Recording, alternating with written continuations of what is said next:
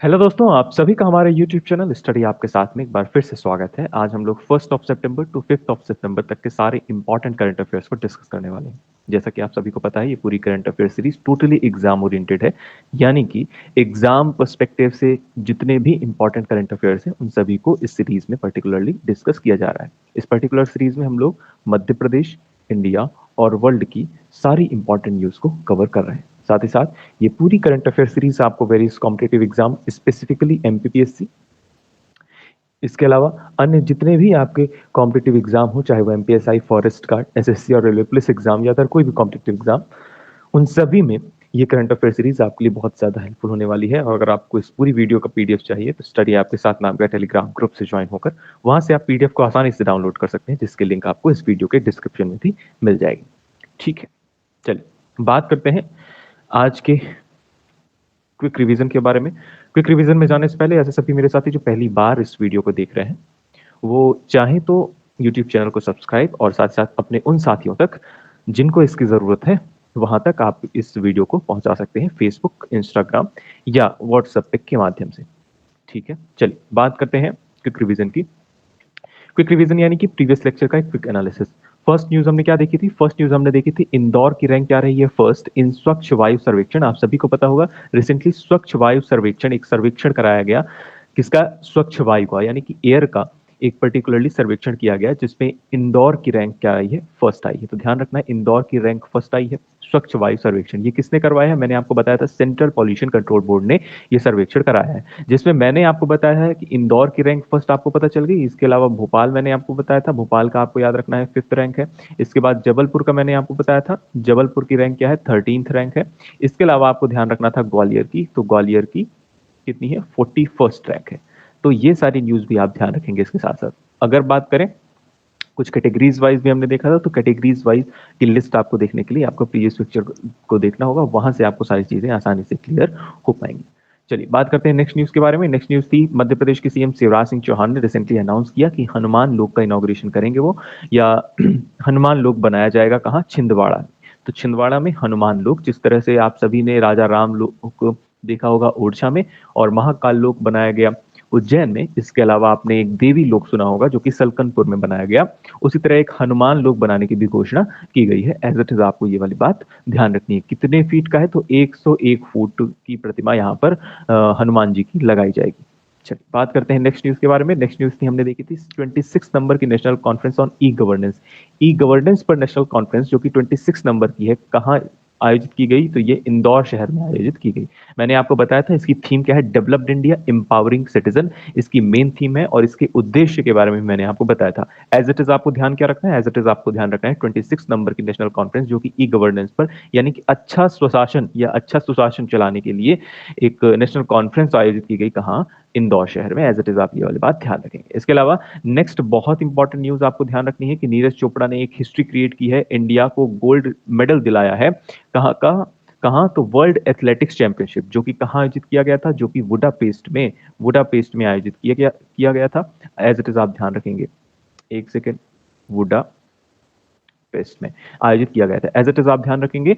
नीरज चोपड़ा साहब आप सभी को पता है एक जेवलिन थ्रोवर है जिन्होंने टोक्यो ओलंपिक में भी गोल्ड मेडल हासिल किया है। इसके अलावा डायमंड लीग का खिताब भी जीता है जो कि दोहा में आयोजित की गई, और इस बार की जो अगली डायमंड लीग होने वाली है उसके लिए भी ये क्वालिफाई कर चुके हैं, है ना। तो नीरज चोपड़ा का नाम एज इट इज आप ध्यान रखेंगे, जो कि बहुत इंपॉर्टेंट है। इसके अलावा नेक्स्ट न्यूज हमने देखी थी India smart cities award contest 2022 का ये हुआ, और आप सभी को पता है इसमें किस सिटी की रैंक फर्स्ट आई होगी? तो आप सभी को पता है इंदौर शहर के रैंक क्या है? फर्स्ट है। अगर हम लोग स्टेट वाइज बात करें तो स्टेट वाइज की अगर हम लोग बात करें तो मध्य प्रदेश की रैंक फर्स्ट है। ठीक है। इसके अलावा यूनियन टेरिटरी की बात करें तो यूनियन टेरिटरी भी आपको ध्यान रखनी है। यूनियन टेरिटरी के अवार्ड में बात करें या बेस्ट यूनियन टेरिटरी के बारे में बात करें तो वो कौन सी है? चंडीगढ़। आप सभी को ये वाली बात पता है। तो बाकी सारी इन्फॉर्मेशन आप कहाँ से देखेंगे? प्रीवियस लेक्चर से। तो स्मार्ट सिटीज बेस्ट, इंडिया की बेस्ट स्मार्ट सिटी का अवार्ड किसे दिया गया? तो इंदौर शहर को दिया गया। इसके अलावा स्टेट बेस्ट स्टेट का अवार्ड किसको दिया गया? तो मध्य प्रदेश का बेस्ट यूनियन टेरिटरी को अवार्ड दिया गया चंडीगढ़ यूनियन टेरिटरी को। तो एज इट इज आप ये वाली बातें ध्यान रखेंगे। बाकी सारी इन्फॉर्मेशन प्रीवियस लेक्चर से आप कवर करें। इसके अलावा नेक्स्ट न्यूज हमने देखी थी exercise bright star. 23 bright star 23 exercise में पहली बार इंडिया पार्टिसिपेट करने वाला है। इंडिया की तरफ से इंडियन एयरफोर्स पार्टिसिपेट करेगी। ध्यान रखना है एज इट इज, क्योंकि पहली बार हो रहा है। और ये एक्सरसाइज कहाँ आयोजित की गई ये भी आप ध्यान रखेंगे, तो ये इजिप्ट में आयोजित की जाएगी। ठीक है, तो एक्सरसाइज ब्राइट स्टार 23 ये एक्सरसाइज कहाँ आयोजित की जाएगी, तो इजिप्ट में आयोजित की जाएगी। तो मुझे उम्मीद है कि ये सारी बातें आपने प्रीवियस लेक्चर से देखी होंगी। इसके अलावा एक और जेवलिन स्टार है, जेवलिन थ्रोवर है, जिनका नाम मैंने आपको बताया था, उनका नाम भी आपको ध्यान रखना है, किशोर जेना साहब। किशोर जेना, किशोर जेना, ये भी एक जेवलिन थ्रोवर है जो कि उड़ीसा से बिलोंग करते हैं। उड़ीसा के ये जेवलिन थ्रोवर हैं। इन्होंने भी वर्ल्ड एथलेटिक्स चैंपियनशिप में पार्टिसिपेट किया था। ये वाली बात मैंने आपको बताई। हालांकि मेडल नहीं ला सके, लेकिन एटलीस्ट पार्टिसिपेट किया, यही अपने आप में बहुत बड़ी बात है। ठीक है, तो ये वाली बातें आप ध्यान रखेंगे। मुझे उम्मीद है कि सारी बातें आपको रिवाइज हुई होंगी। बाकी सारी चीजें आपको फिर से रिवाइज करना है तो फिर से वीडियो को देख लें, है ना, तो वो तो आप कर ही सकते हैं। चलिए बात करते हैं आज की कुछ नई इंपॉर्टेंट न्यूज के बारे में। फर्स्ट और बहुत बेसिक इंपॉर्टेंट न्यूज है, वो है गवर्नमेंट सेलिब्रेट करने वाली है इस सितंबर के मंथ को 6th राष्ट्रीय पोषण माह, 6वां राष्ट्रीय पोषण माह सेलिब्रेट किया जाएगा इस साल इसी सितंबर महीने में। कब से कब तक चलने वाला है, तो फर्स्ट से 30 सितंबर तक ये चलने वाला है। एज इट इज आप ध्यान रखेंगे, पोषण माह कब सेलिब्रेट किया गया 6वां, तो आप बताएंगे सितंबर में सेलिब्रेट किया गया। सिंपल सी बात है। चलिए बात करते हैं इसके ऑब्जेक्टिव के बारे में। अगर हम लोग इसके ऑब्जेक्टिव के बारे में बात करें तो इसका मेन ऑब्जेक्टिव है to comprehensively tackle malnutrition through a life cycle approach and to cultivate widespread awareness concerning critical human life stages comprising pregnancy and adolescence. बिल्कुल सिंपल सा ऑब्जेक्टिव है ये, और थीम से जो कि आपको और अच्छे से क्लियर हो जाएगा। इसकी थीम किस पर सेंटर्ड है, तो सुपोषित भारत, साक्षर भारत और सशक्त भारत। ठीक है, तो सुपोषित भारत, साक्षर भारत और सशक्त भारत, इसकी थीम से ही आपको बहुत सारी चीजें पता चल जाएंगी, या इसका उद्देश्य पता चल जाएगा आपको। इसका ऑब्जेक्टिव थीम क्या है, थीम क्या है, सुपोषित भारत। सुपोषित भारत जैसे ही आप बोलते हैं तो ये बात कर रहा है मैल न्यूट्रिशन की, यानी कि एक अच्छे न्यूट्रिशन, मैल न्यूट्रिशन को खत्म करना, और ऐसा आप कहें कि एक अच्छा न्यूट्रिटिव लाइफ सभी बच्चों को या सभी लोगों को मिल सके, इसके बारे में बात करता है ये सुपोषित भारत। यानी कि भारत के जितने भी लोग हैं उनको एक सुपोषित या पोषण युक्त भोजन के बारे में ये बात करता है। इसके अलावा साक्षर की बात करें तो साक्षर आप सभी को पता है, साक्षर यानी कि एजुकेटेड इंडिया। हमारा इंडिया कैसा हो, हमारा इंडिया एजुकेटेड हो। इसके अलावा सशक्त भारत यानी कि एम्पावर्ड इंडिया, यानी कि सशक्त भारत का मतलब सिंपल सा क्या है, एम्पावर्ड इंडिया, यानी कि ये किसी पर डिपेंड ना हो, है ना, भारत हमारा किसी पर डिपेंड ना हो, हम खुद में ही सशक्त हो सके, ऐसे भारत का हमें निर्माण करना है। तो आपको ध्यान रखना है एम्पावर्ड इंडिया। ठीक है, nutrition rich India, educated India, ये क्या है, थीम्स हैं। ठीक है, एज इट इज जो कि आपको ध्यान रखनी है। इसके अलावा ऑब्जेक्टिव आपको पता चल गया, वही है, सिंपल सी बात है, सिंपल सी बात है, यानी जीवन चक्र दृष्टिकोण के माध्यम से कुपोषण के से व्यापक रूप से निपटना, यानी कि कुपोषण यानी मैल न्यूट्रिशन से निपटना, और गर्भावस्था और किशोरावस्था सहित महत्वपूर्ण मानव जीवन के चरणों में व्यापक जागरूकता पैदा करना। यानी कि वही है कि हमारा इंडिया एजुकेटेड हो और हमारा इंडिया या हमारे इंडिया के लोग एम्पावर्ड हो, है ना, बिल्कुल सिंपल सा है, एज इट इज जो कि आप ध्यान रखेंगे। चलिए बात करते हैं नेक्स्ट न्यूज के बारे में। नेक्स्ट न्यूज है Aditya L1 solar observatory mission launch किया गया सक्सेसफुली। कब लॉन्च किया गया, ये 2 सितंबर को लॉन्च किया गया। आप सभी को पता होगा 2 सितंबर को ये लॉन्च किया गया है, एज इट इज जो कि बहुत ज्यादा इंपॉर्टेंट है। पहली बार इंडिया ने सन एक्सप्लोरेशन के लिए एक मिशन भेजा, सन एक्सप्लोरेशन के लिए एक मिशन भेजा, जिसका नाम क्या है, Aditya L1। As it is ध्यान रखेंगे। इसको किस रॉकेट की मदद से लॉन्च किया गया, आदित्य L1 मिशन को PSLV polar satellite launching vehicle C57 की मदद से भेजा गया। आप सभी को मैंने ये वाली बात बताई थी, किस लॉन्चिंग व्हीकल से भेजा गया, PSLV C57 के माध्यम से इसे भेजा गया। इसके अलावा इसे कहां से लॉन्च किया गया है, तो ये भी आपको ध्यान रखना है, सतीश धवन स्पेस सेंटर कहाँ है ये, तो एज इट इज आप ध्यान रखेंगे श्रीहरिकोटा में है ये मौजूद, श्रीहरिकोटा में ये मौजूद है। एज इट इज आप ये वाली बातें ध्यान रखेंगे। तो कितनी ज्यादा इंपॉर्टेंट बात है, इंडिया ने पहली बार सन ऑब्जर्व, यानी कि सन को ऑब्जर्व करने के लिए, सन की सतह कैसी है, वहां पे किस तरह से काम होता है, किस तरह से गतिविधियां होती हैं, उसको ऑब्जर्व करने के लिए एक मिशन भेजा गया है, जिसका नाम क्या है, आदित्य L1। ठीक है, इसे किस रॉकेट की मदद से भेजा गया? तो PSLV C-57 रॉकेट की मदद से इसे भेजा गया। कहां से लॉन्च किया गया है? तो सतीश धवन स्पेस सेंटर श्रीहरिकोटा से लॉन्च किया गया है। एज इट इज आपको ये वाली बातें ध्यान रखना। अच्छा, इससे मुझे एक बहुत ही अच्छा क्वेश्चन मन में आ रहा है, वो भी मैं आपको यहीं पर बता देता हूँ या पूछ ही लेता हूँ, हालांकि मैंने करवा लिया है आपको। आप सभी को पता होगा कि सभी लॉन्चिंग जितनी भी सैटेलाइट्स की लॉन्चिंग होती है वो सतीश धवन स्पेस सेंटर श्रीहरिकोटा से होती है। लेकिन रिसेंटली एक नए स्पेस सेंटर की मांग बढ़ी है और उसका भी इनॉग्रेशन रिसेंटली किया जाने वाला है। आप सभी को वो बताना है जो स्पेसिफिकली लॉन्च किया गया है लाइट लॉन्चिंग व्हीकल के लिए। तो जितनी भी स्मॉल सैटेलाइट्स हैं उनको लॉन्च करने के लिए एक और जगह पर स्पेस सेंटर बनाया गया। उस स्पेस सेंटर की जगह आपको कहाँ बतानी है? कमेंट सेक्शन में बतानी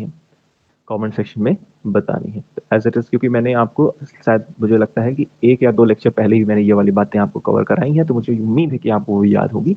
आप जरूर बताएं कमेंट सेक्शन में, क्योंकि ये सारी चीज, ये पर्टिकुलर ये न्यूज तो बहुत ज्यादा इंपॉर्टेंट है। ठीक है, चलिए, अगर आप नहीं बता पाए या आपको नहीं पता हो तो आप कमेंट सेक्शन में पूछ भी सकते हैं, है ना? तो कमेंट सेक्शन में भी मैं जवाब दे दूंगा। चलिए, बात करते हैं, थोड़ा सा पढ़ लेते हैं क्या क्या चीजें हैं यहाँ पे। तो आप सभी को पता है कि 2 सितंबर को इंडिया का पहला solar observatory mission Aditya L1 launch हुआ श्रीहरिकोटा स्पेस सेंटर से। लगभग 125 दिन की जर्नी ये तय करेगा सन की स्टडी करने के लिए, और PSLV C-57 की मदद से इसे भेजा गया है। एज इट इज आपको पता है ये आदित्य L1 मिशन किस पॉइंट तक जाएगा? तो आप सभी को पता है कि ये सन की सतह पर नहीं जाएगा। सन की सतह से दूर एक पॉइंट है जिसका नाम क्या है? Lagrange point. लैग्रांज L1, मैंने आपको बताया था कई सारे पॉइंट होते हैं, L1, L2, L3, L4, L5। तो L1 पॉइंट पर भारत ने भेजा है। तो L1 पॉइंट पर जाकर वहां से ये स्टडी करेगा, क्योंकि यहाँ पर जो ग्रेविटेशनल फोर्स है दो बॉडीज के बीच में, यानी अर्थ और सन के बीच में, वो लगभग लगभग समान हो जाता है। इस वजह से इस पॉइंट पर भेजा गया है। ये वाली बात मैंने हालांकि आपको बताई है। इसका प्राइमरी ऑब्जेक्टिव क्या है? तो इसका प्राइमरी ऑब्जेक्टिव आपको ध्यान रखना है, आदित्य L1 मिशन का प्राइमरी ऑब्जेक्टिव है to conduct comprehensive studies of the solar winds and sun atmosphere. अब ये बोलेंगे आप ये सब क्यों इंक्लूड किया गया है? मैं आपको बता दूं, जितने भी लोग PSC की प्रिपरेशन कर रहे हैं, MPSC की प्रिपरेशन कर रहे हैं, उनको ये वाली बात पता होनी चाहिए। एज इट इज कहीं पर भी आप लिख ले, 2 चीजें ध्यान रखना है। Study of the solar wind, तो सिंपल सा है, study of solar wind. Solar wind इसके मेन ऑब्जेक्टिव है। दूसरा, सन एटमॉस्फेयर, सन्स एटमॉस्फेयर।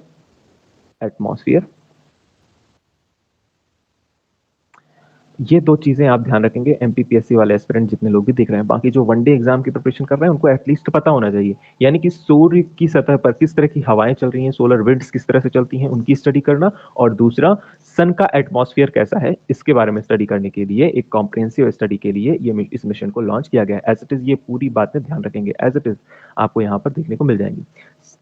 ठीक है, मुझे उम्मीद है कि ये वाली बातें आपको यहाँ पर भी मिल जाएंगी। इसका मेन उद्देश्य क्या है? सौर हवाओं और सूर्य के वातावरण का व्यापक अध्ययन करना है।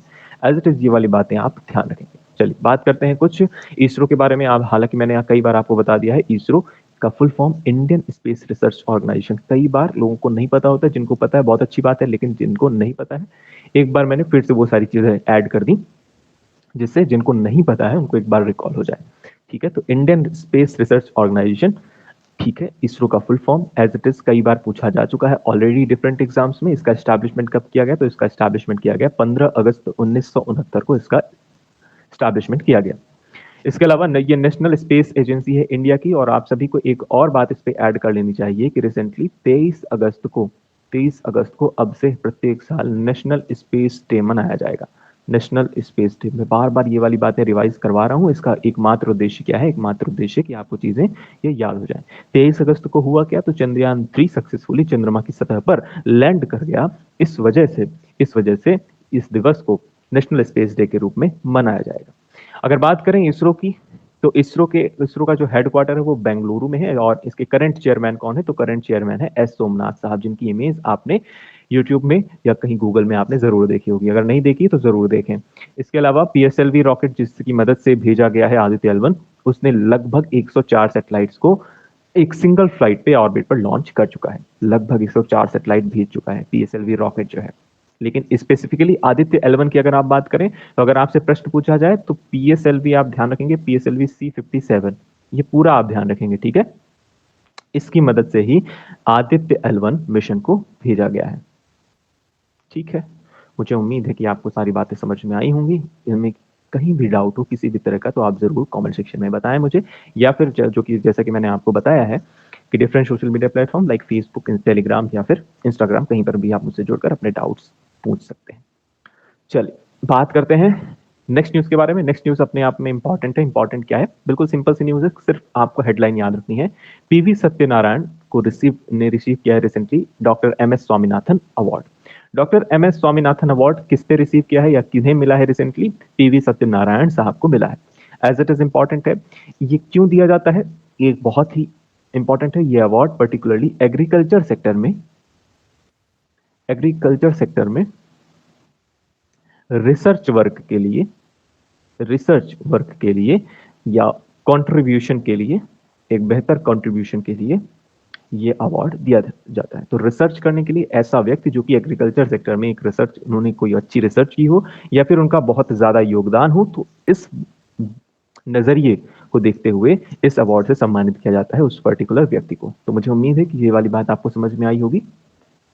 तो MS स्वामीनाथन अवार्ड किसे दिया गया? एज इट इज आप ध्यान रखेंगे सत्यनारायण साहब को। सत्यनारायण साहब को स्वामीनाथन। आप कैसे याद रखेंगे? सत्यनारायण और स्वामी, एज इट इज हो सकता है आप कहीं ना कहीं रिलेट कर पाए। सत्यनारायण स्वामी, सत्यनारायण स्वामी। स्वामीनाथन अवार्ड किसे दिया गया? सत्यनारायण को दिया गया। बिल्कुल सिंपल सा है, एज इट इज आप ध्यान रखेंगे। बाकी सारी चीजें आप चाहें तो स्किप भी कर सकते हैं। इन्होंने क्या काम किया है उसके बारे में अगर बात कर ले तो इन्होंने उच्च उपज देने वाली चावल की किस्मों के विकास में, उच्च उपज यानी कि जो ज्यादा उपज दे सके ऐसे चावल की किस्मों के विकास में उनका योगदान रहा है। और साथ ही साथ कीटों और पर्यावरणीय चुनौतियों के खिलाफ जो कि ये जो उपज है वो एक बेहतर प्रदर्शन करती है। साथ ही साथ उन्होंने बढ़िया अनाज वाली किस्मों और संकर चावल में भी योगदान दिया। संकर चावल का मतलब क्या है? संकर चावल का मतलब क्या है? बिल्कुल सिंपल सा, संकर एक हाइब्रिड वैरायटी आपने सुनी होगी, बिल्कुल वही है।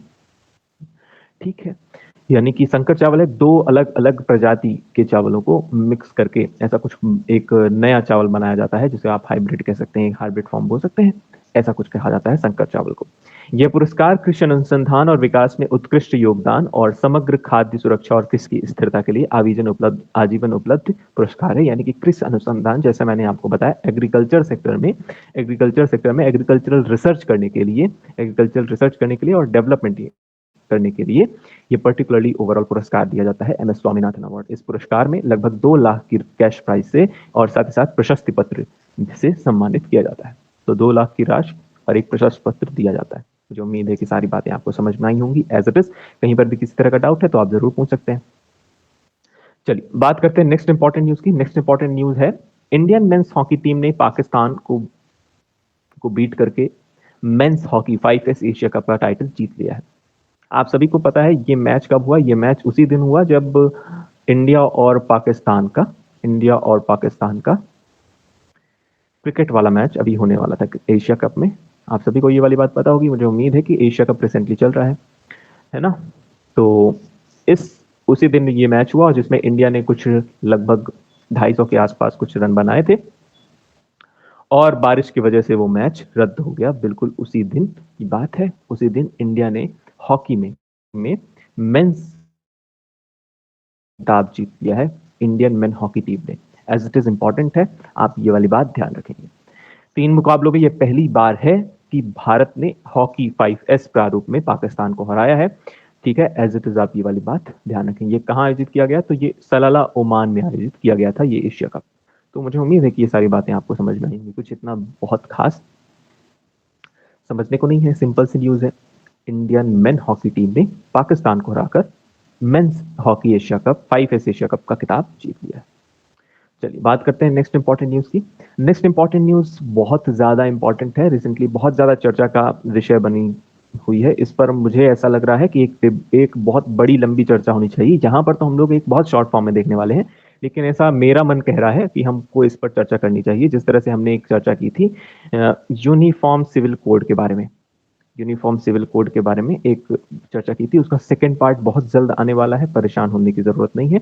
उसके साथ ही साथ एक और चर्चा मुझे लगता है ऐसा कि आप सभी को पता होनी चाहिए, 1 नेशन 1 इलेक्शन, क्योंकि बहुत ज्यादा डिबेट हो रही है इस पर। और ये प्रधानमंत्री या बीजेपी गवर्नमेंट का एक बहुत ही उनके मैनिफेस्टो का एक बहुत इंपॉर्टेंट टॉपिक है।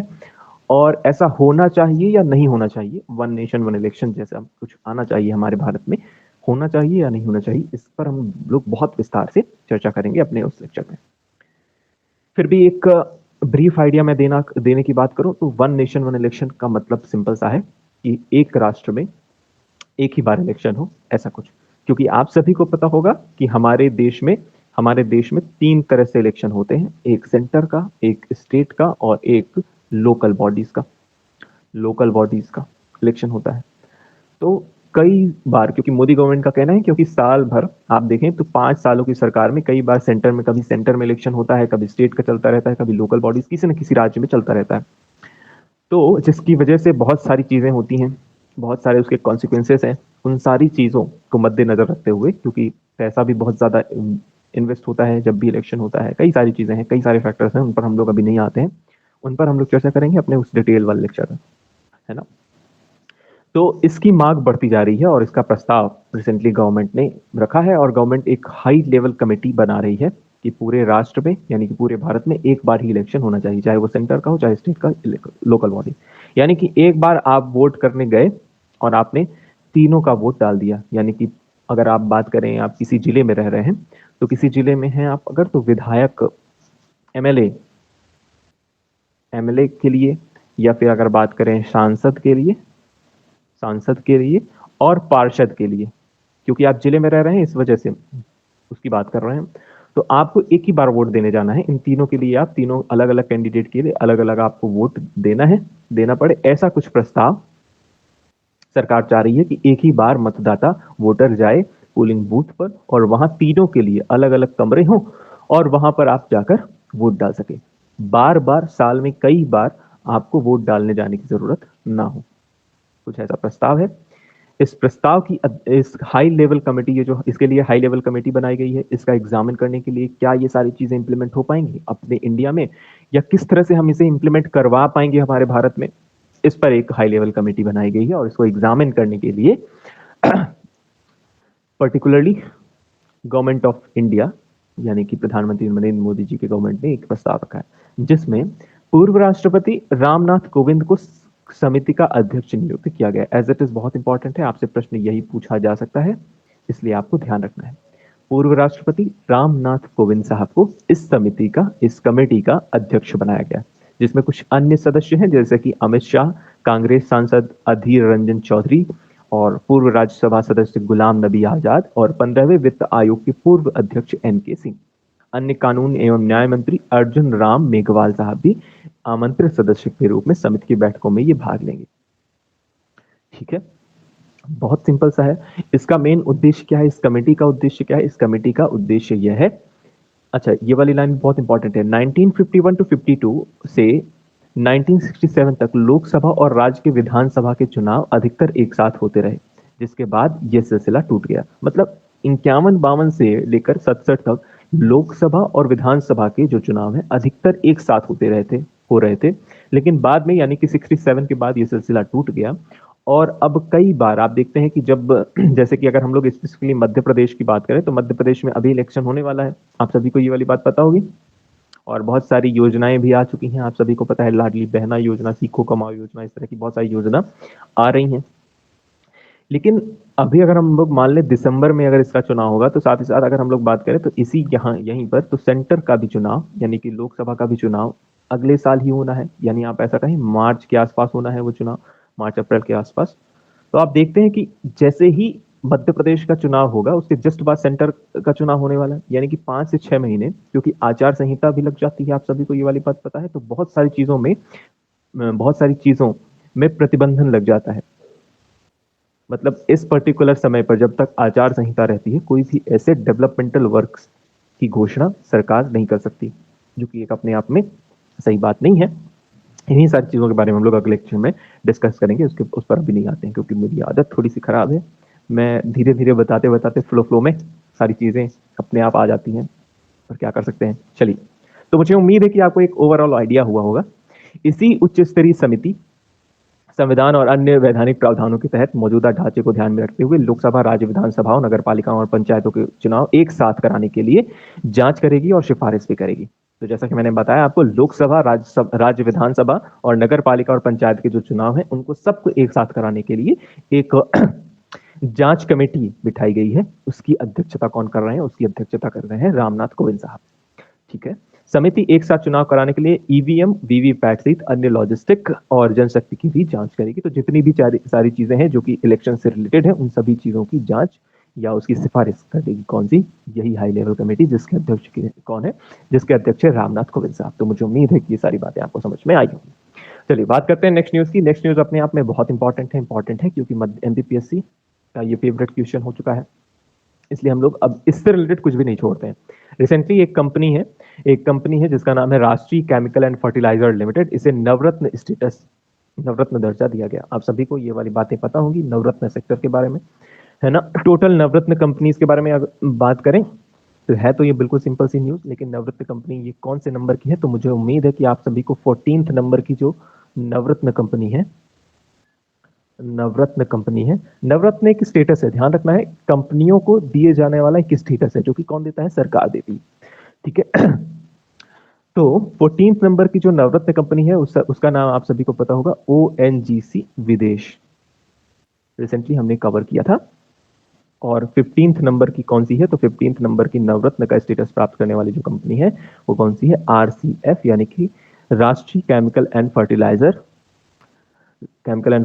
लिमिटेड, RCF 15th नंबर की नवरत्न कंपनी है। एज इट इज आपको ये वाली बात ध्यान रखनी है। इसके टर्नओवर क्या होते हैं या महारत्न कंपनी का टर्नओवर क्या होता है उस पर हम लोग अब नहीं जाते हैं, क्योंकि वो सारी चीजें इतना इंपॉर्टेंट भी नहीं है। अगर हम लोग बात करें, मैं थोड़ा सा रिवाइज करा दूं आपको, तो महारत्न कंपनी कितनी है टोटल, तो वो भी थोड़ा सा आप रिवाइज कर लें। महारत्न कंपनी रिसेंटली किसे दिया गया? तो आप सभी को पता होगा 13th नंबर की जो महारत्न कंपनी है उसका नाम है oil India limited. 13th number की महारत्न कंपनी है, यानी कि टोटल 13 महारत्न का दर्जा प्राप्त करने वाली कंपनियां हैं। इसके अलावा नवरत्न का दर्जा प्राप्त करने वाली टोटल कंपनीज कौन सी कितनी हो गई हैं? तो 15 है। एज इट इज आप ध्यान रखेंगे। ठीक है, सिंपल सा है।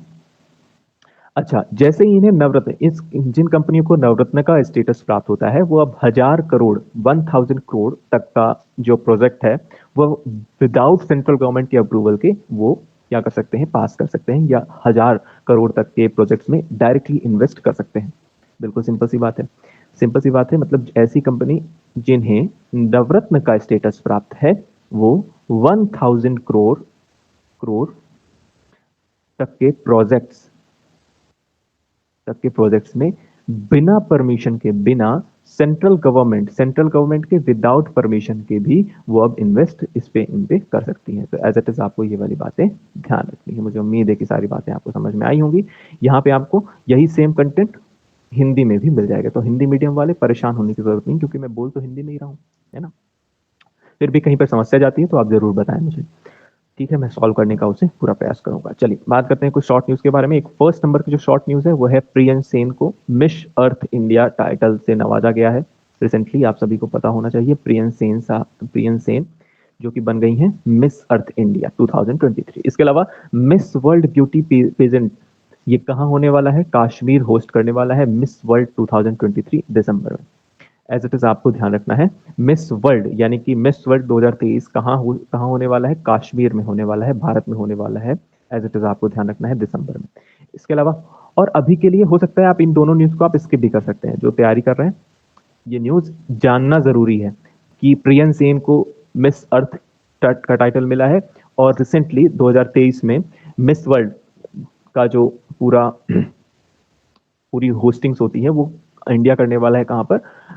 कश्मीर में करने वाला है। As it is important. इसके अलावा नेक्स्ट इंपॉर्टेंट न्यूज क्या है? नेक्स्ट इंपॉर्टेंट न्यूज है इंडिया होस्ट करने वाला है first edition of global India AI 23 conference October में। इंडिया पहली बार होस्ट करने वाला है ग्लोबल इंडिया AI का फुल फॉर्म क्या है? Artificial intelligence. इसके फादर कौन है? इनका नाम आपको बताना है कमेंट सेक्शन में। एक बहुत ही अच्छा प्रश्न है, कई बार पूछा जा चुका है, रिसेंटली एमपीपीएससी में भी पूछा गया था प्रीवियस वाले में। तो आर्टिफिशियल इंटेलिजेंस के फादर कौन है, उनका नाम भी आपको कमेंट सेक्शन में बताना है। चलिए बात करते हैं नेक्स्ट न्यूज के बारे में। नेक्स्ट न्यूज है union minister of textile Piyush Goyal साहब ने एक स्टैचू, किसका स्टैचू, तो फर्स्ट फाइनेंस मिनिस्टर, जिनका नाम क्या है, first finance minister of independent India R K Shanmugam Shetty साहब का एक स्टैचू अनवील किया है। कहाँ, कोयम्बटूर में। एज इट इज आपको ध्यान रखना है, कोयम्बटूर में पीयूष गोयल साहब ने, जो कि यूनियन मिनिस्टर ऑफ टेक्सटाइल हैं, उन्होंने first finance minister of independent India R K Shanmugam Shetty का स्टैचू अनवील किया है। किस कॉम्प्लेक्स में, तो सीमा कॉम्प्लेक्स यानी south Indian mills association complex में इसे बनाया गया है। एज इट इज आप ध्यान रखेंगे। क्या याद रखना है, याद रखना है कि first finance minister of independent India कौन है, तो पहले finance minister India independent India के कौन है, आर के शनमुगम शेट्टी साहब। इनका स्टैच्यू कहाँ बनाया गया है, कोयम्बटूर में बनाया गया है। एज इट इज, बस आप इतना ध्यान रखेंगे। हिंदी में कैसे लिखेंगे, कोयम्बटूर।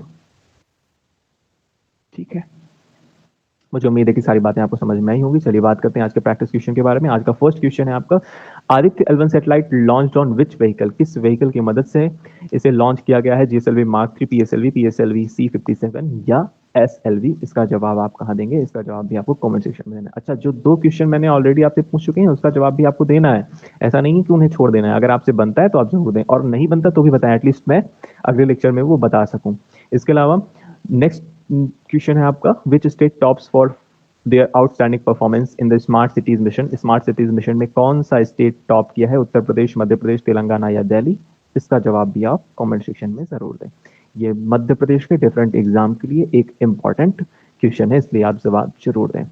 इसके अलावा आपको किसी तरह का डाउट हो तो आप इन सोशल मीडिया हैंडल्स, इंस्टाग्राम पर, टेलीग्राम पर या फेसबुक पर आप मुझसे डायरेक्ट जुड़ सकते हैं। इंस्टाग्राम पर आप डायरेक्ट स्कैन करके भी पहुंच सकते हैं, यहाँ पर आप मुझे फॉलो भी कर सकते हैं। चलिए हम लोग मिलेंगे अगले नेक्स्ट लेक्चर में, तब तक के लिए आप सभी अपना ख्याल रखिए और आप सभी को जन्माष्टमी की हार्दिक हार्दिक शुभकामनाएं। आप हंसते रहिए और मुस्कुराते रहिए। Thank you, ta-ta, bye bye.